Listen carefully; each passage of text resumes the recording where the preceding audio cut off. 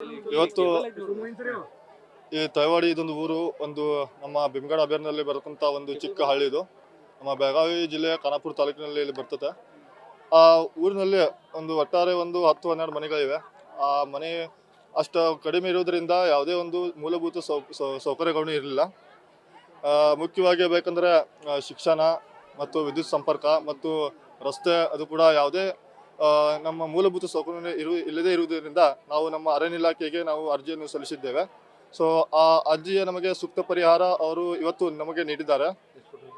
ನಮಗೆ per person above 18 ಇರೋರಿಗೆ per person 15 lac ಕೊಟ್ಟಿದ್ದಾರೆ ಅವರು.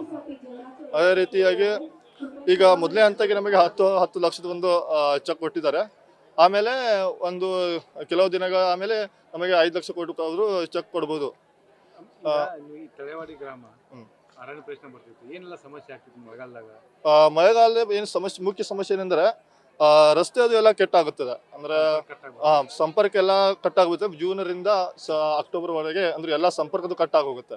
ಅಂದ್ರೆ ಎಮರ್ಜೆನ್ಸಿ ನಾವು ಯಾರಿಗೂ ಪೇಷಂಟ್ಗೆ ನಾವು ದವಾಖಾನೆ ಕರ್ಕೊಂಡು ಹೋಗಬೇಕಾದ್ರೆ ನಮಗೆ ತುಂಬಾ ಕಷ್ಟ ಆಗುತ್ತೆ.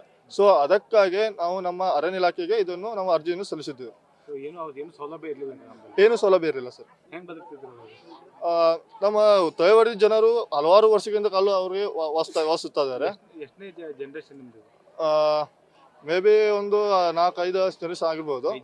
ನನಗೂ ಅಷ್ಟು ಗೊತ್ತಿಲ್ಲ, ಅಷ್ಟು ಇರ್ಬೋದು. ಅಂದ್ರೆ ನಮ್ಮ ಜೀವನಕ್ಕಾಗಿ ಮುಂದೆ ನಾವು ಏನಾದರೂ ಮಾಡಬಹುದು. ಅಂದ್ರೆ ಈಗ ನಮ್ಮ ಊರು ಬಿಟ್ಟು ಹೊರ ಹೋಗಿ ನಮ್ಮ ಉನ್ನತ ಶಿಕ್ಷಣ ಅದು ನಾವು ಪಡೆಯಬಹುದು ಮತ್ತೆ ನಮ್ಮ ಜೀವನಕ್ಕಾಗಿ ಏನಾದ್ರು ಮಾಡಬಹುದು ಅಂತ ಸ್ವಲ್ಪ ಅನಿಸ್ತಾ ಇದೆ. ಹೌದು, ಹೌದು. ಅಂದ್ರೆ ಲಾಸ್ಟ್ ಟೈಮ್ ಒಂದು ಕೃಷ್ಣಾಪುರಕ್ಕೆ ಆಗಿದೊಂದು ಕೇಸ್ ಅದು. ಅಂದ್ರೆ ಒಂದು ಮಳೆಗಾಲದಲ್ಲಿ ಅಂತ ಒಂದು ಕೆಟ್ಟ ಪರಿಸ್ಥಿತಿ ಬರ್ತದೆ ಒಂದು ಕೆಲವೊಮ್ಮೆ ಜನರಿಗೆ. ಸೊ ಅದೊಂದು ಏನು ಸೌಲಭ್ಯ ಇಲ್ಲದ್ರಿಂದ ಬಹಳಷ್ಟು ದವಾಖಾನೆ ಕರ್ಕೊಂಡು ಬಹಳಷ್ಟು ತುಂಬಾ ಕಷ್ಟ ಆಗುತ್ತೆ.